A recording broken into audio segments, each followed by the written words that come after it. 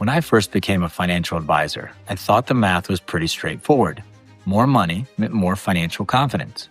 But over the years, meeting with factory workers to surgeons to high-level executives, I realized how wrong I was.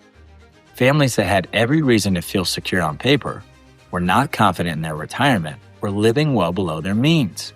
Meanwhile, families with much less saved were retiring confidently on their timeline. So I started to ask myself, what's making up the difference? It certainly wasn't an account balance or some magical investment strategy. Well, now the data backs up what I've been seeing for years, and it has almost nothing to do with an account balance. I'm Nick Morrison, a CFP professional based in Raleigh, North Carolina. I help people in their 50s and 60s plan for retirement. And in today's video, I want to outline what these confident retirees have in common and how you can apply it to your situation.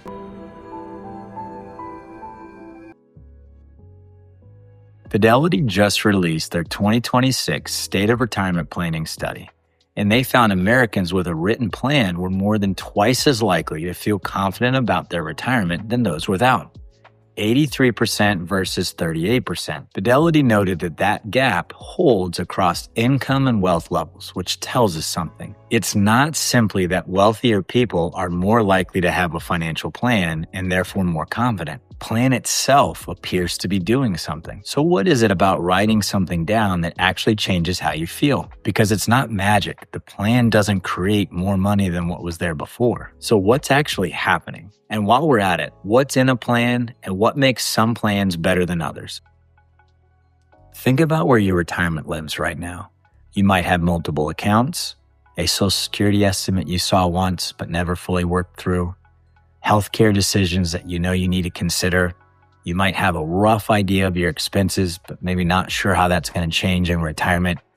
You have decisions that you know you need to get to, but haven't addressed yet. That scattered, unfinished mental inventory doesn't just sit around in the background. Research on how your brain handles incomplete tasks shows that it holds on to those unresolved decisions, straining mental bandwidth and creating a low-grade stress response until those loops are closed. A written plan helps close them. It allows you to unload that mental strain. The same is true about specific concerns that may keep you up at night. There's compelling research behind what happens when you name a specific fear rather than carrying around a vague worry. When you move from something vague, like I'm scared about retirement, to something specific, like I'm worried about long-term care costs and whether I can handle it, something shifts. The threat response gets quiet. The rational thinking part of the brain gets activated. And now you have something that you can actually make a decision about. A written plan forces that specificity. Vague fear becomes a specific concern with a plan attached to it. A written plan can look a lot of different ways. The format matters less than what's covered.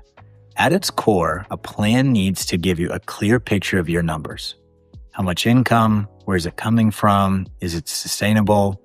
How much do you plan to spend now and over time? It should address the most common risks that derail retirement: market drops, rising prices, and the possibility of a long retirement. And it needs to have some flexibility built in. Now, beyond the essentials, there are elements like tax planning that can strengthen your plan.